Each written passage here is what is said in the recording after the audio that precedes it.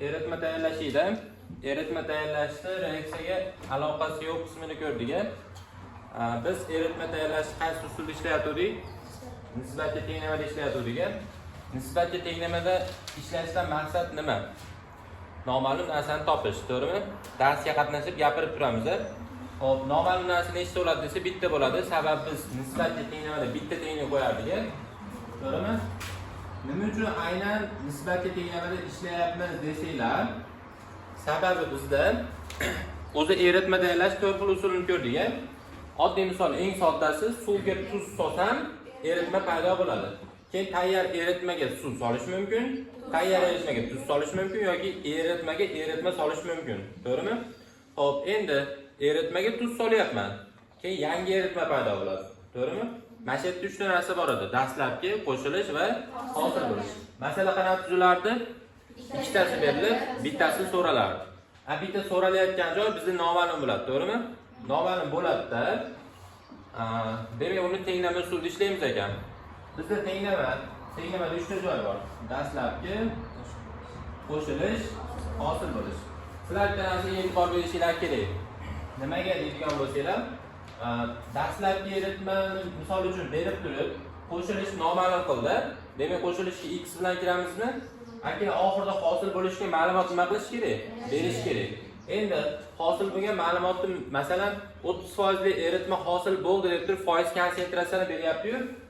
Endi mana shu yerda foiz konsentratsiyasi qayerdan kelib chiqadi? Foiz konsentratsiyasi. Foiz konsentratsiyasini qoidasini bitta eslaylik. 100 gram eritmada erigan moddani grami. Biz nimaga bo'lsak foiz kelib chiqadi? Gramni gramga bo'lsak foiz kelib chiqadi. Nimani gramiga? 100 gramini eritmani gramiga bo'lib turib 100 ga ko'paytirsam, menda nima kelib chiqar ekan? Foiz kelib chiqar ekan. Amalda aytilyapti, gramni gramga bo'ling deyapti. To'g'rimi? Bu taqsim nima degani? Bo'lish degani. To'g'rimi? Maytdan taqsim turibdi. Demak, mo taqsim nimani anglatar ekan? Bo'lishni anglatar ekan. Bu tarafda bo'luv, nari tarafda bo'luvga teng deyapti. Bu nima degani? Qaranglar. Bizda nechta konsentratsiya bor o'chi? 5 ta konsentratsiya bor. Konsentratsiya nima u desa, prosta tak tasavvur. Qanaqa qilib tasavvur qilamiz? Masalan, foiz konsentratsiyasi qoidasida aytyapti. 100 gram eritmada erigan moddani grami bu foiz hisoblanadi deyapti. To'g'rimi? Endi qaranglar, 100 gramda 20 gram eriyapti. 100 gramda 20 gram eriyapti. Bu necha foiz degani? 20%. Agar 100 gram eritmada 50 gram eriyapti desachi? 50%, to'g'rimi? Endi savolga yaxshilab diqqat qilinglar. 200 gram eritmada 20 gram eriyapti. 10%. 200 gram eritmada 80 gram eriyapti. 40%. Aslan nima qilyapsizlar? Proporsiya qilib 200 gramda 80 gram ekan. 100 gramda qancha desanglar 40 chiqadi. To'g'rimi? 100 gramda 40 gram eriyotgan va uni biz nima deyapmiz? 40% deyapmiz. Demak, nima deydi? Necha gram bo'lyapti? 200 gramda 80 grammi? 80 gram tepaga yoziladi. Pastga 200 gram yoziladi. To'g'rimi? Bu tarafga 40 taqsim 100 bo'lib qoladi. Ya'ni 40% eritma hosil bo'lyapti. Bu tarafda bo'luv bilan bu taraf bo'luv nima bo'lyapti? Teng bo'lyapti. Masalan, 80 ni 200 ga bo'lsam necha chiqadi? 0.4 chiqadi. 40 ni 100 ga bo'lsam ham 0.4 chiqadi. To'g'rimi? Endi ana shu yerda menimada 40 ma'lumot bor, 100 ma'lumot bor. Masalan, to'g'rimi? Endi ana shu yerda tepani x qilaman. X taqsim necha? 200. Ana shu x necha chiqadi? 80. Tenglama bizga qanday yordam beryapti desa, mo x topishga yordam beryapti, to'g'rimi? Ya'ni mo tarafda aytyapti, 40 ni 100 ga bo'lsam necha chiqar ekan? 0.4 chiqar ekan. Bu yerda ham nechani 200 ga bo'lsam 0.4 chiqadi desanglar, x dan necha chiqadi? 80 chiqadi. Shuning uchun biz tenglama ishlaymiz ekan. Tenglama ishlashdan maqsad ashu noma'lum sonni aniq ko'rsatib beradi. Xo'p, endi biz tenglamani nima taqsim nimaga tenglama tuzamiz? Birinchi o'rinda gram taqsim gramga tenglama tuzyapmiz. Qachon gram taqsim gram bo'ladi? Agar foiz konsentratsiya bersa, to'g'rimi? Endi xo'p, nimani gramga desa, tuzni eritmaga nisbati. Endi foiz konsentratsiyadan tashqari malyar bor. Malyar. uni nimasiga bo'lish kerak? Molini litriga. Kimi molini, kimi litriga? Tuzni molini eritmani litriga. Endi sizlarga ma'lumot beraman. Diqqat qilinglar. 300 gram 10% natriy OH eritmasi, masalan. Keyin oxirida mana 300 gram 10% natriy OH eritmasiga 300 gram suv qo'shildi. Hosil bo'lgan eritmani molyarini toping desa, mana shu yerda masalada kamchilik bor. Zichlik yo'q. To'g'rimi? Nimaga zichlik kerak sizlarga?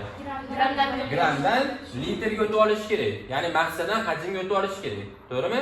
Demak, sizlarda oxirida ma'lumot, agar molyar konsentratsiya bo'ladigan bo'lsa, pastga litrlar yozilar ekan, tepaga tuzni gram emas, moli. To'g'rimi? Mana aytyapmiz. Tepaga tuzni molini yozing, pastga eritmani litrini yozing deyapmiz. Narmadan pastga bir qilib, faqat farqi bu ham mol taqsim litr bo'ladi, faqat ekvivalentga ko'paytirilgan holatda bo'lishi kerak. Asha erigan moddani, ya'ni tuzlarda, asos bilan, kislota bilan erigan moddalarni ekvivalent shaklida tepaga yozamiz ekan. Xo'p, oxirida titr konsentratsiyani ma'lumoti turibdi. Unda nima bo'ladi desa, gram taqsim mililitr. Kimi gramini, kimi mililitriga? Tuzni gramini eritmani mililitriga. To'g'rimi? Xo'p, endi molyal konsentratsiya bo'lsa nima bo'ladi? Mol taqsim kilogram. Bu yerda faqat tuzni molini eritmani kilogramiga demanglar. Suvni kilogrami. To'g'rimi? Masalan, 300 gram eshitinglar. 300 gram 10% eritmada necha kilogram suv bor? 0,27. 300 gram 10% 30 gram. 300 gram eritmada 30 gramni ayiralyapman. 270 gram. U kilogramda 0,27 bo'ladi. Pastga 0,27 ni yozasizlar. Tushundinglarmi? Xo'p, endi 1 mol suv qo'shildi, masalan. 1 mol suvning massasi qancha? 18 gram. Xo'p, 18 gram kilogramda aytinglarchi, necha bo'larkan? 0,018 kilogram. To'g'rimi? Pastga 0,018 kilogram shaklda kirasizlar. Xo'p, endi bizda bu reaksiyasiz qism, to'g'rimi? Endi eritma tayyorlash reaksiyalik qismi bor. Sizlar bitta narsani tushunib olishinglar kerak, bu narsa muhim. X da 3 ta vazifasi bor deyapman, to'g'rimi? Eritma tayyorlashda. Qanaqa vazifalar bor? Gram birinchi o'rinda, mol, marta. Keyin marta, to'g'rimi? Marta. Xo'p, qachon gram bo'ladi? Qachon? Reaksiya ketmasa. Reaksiya yo'q holatida X vazifasi gram bo'lib beradi. Isbot deydigan bo'lsanglar, qaranglar. Yana asha 300 gram eritma 10% qancha? 30 mi? Qayerga yozaman? Tepaga. Keyin xato qilayotganlar bor dechinglarda.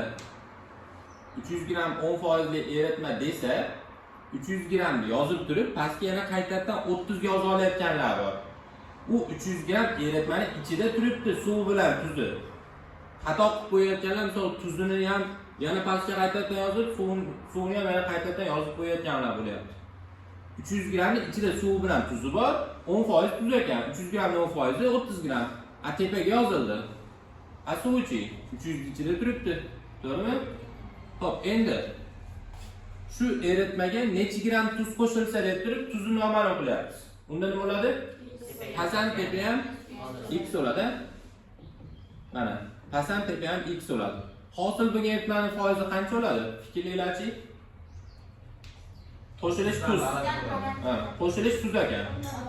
10% dan baland. Chunki dastlabki 10% midi? Endi tuz qo'shishdan maqsad nima? Konsentratsiyani nima qilish? Oshirish. Xo'p, endi demak, hosil bo'lgan eritmaning foizi 10% dan baland bo'lar ekan. Masalan, 20% mi, 30% mi qizig'i yo'q.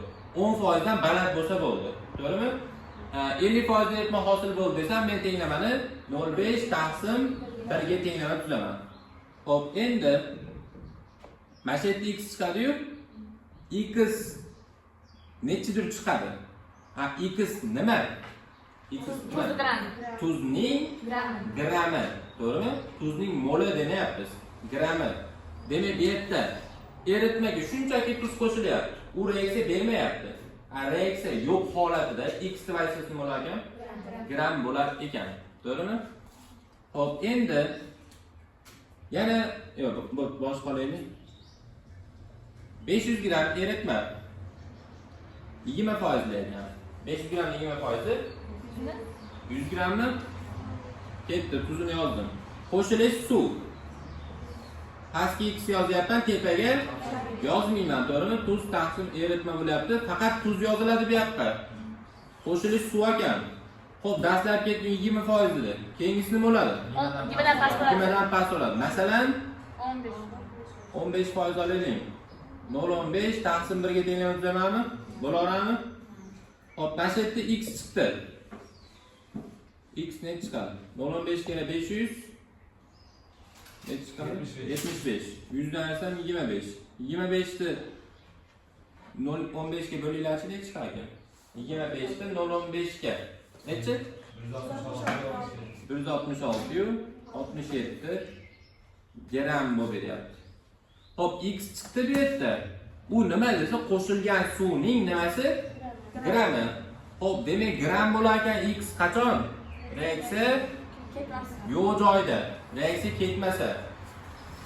Eritmaga suv qo'shilyapti, hech qanaqa reaksiya ketmaydi. Masalan, natriy xlor eritmasi bo'ladimi, sulfat kislota eritmasi bo'ladimi? Nima uchun sulfat kislota suv bilan reaksiya ketishmaydi? Chunki sulfat kislotaning ichida ham H bor, suv ichida ham H bor. Hech qanaqa almashinadigan narsasi yo'q. Endi asos eritmas, asosda o'zi nimaga suv bilan reaksiya ketishmaydi? Chunki suvda ham OH bor, asosda ham OH bor. Bizga reaksiya ketishi nimadir asos bo'lishi kerak edi. Almashinadimi yo birikadimi nimadir bo'lishi kerak. Masalan, endi kaliy OH ga, ya'ni ishqorga kislota bo'ladigan bo'lsa, bu yerda reaksiya ketadi. To'g'rimi? Xo'p, ishqorning ichida OH bor, kislotaning ichida H bor. Billa suv bo'lib ketadi. Endi ishqorning ichida metal bor, kislotaning ichida kislota qoldig'i bor. Metal va kislota qoldig'i billa bo'lib tuzni hosil qiladi. To'g'rimi? Tuz va suv hosil bo'lar ekan. Bu yerda reaksiya ketyapti. Xo'p, reaksiya turi qanaqa desa, reaksiya turi almashinish bo'ladi. Almashtirishyapti. To'g'rimi? Xo'p, endi agar reaksiya ketsa, reaksiya bor joyda nima bo'lar ekan? Mol vazifasini bajaradi.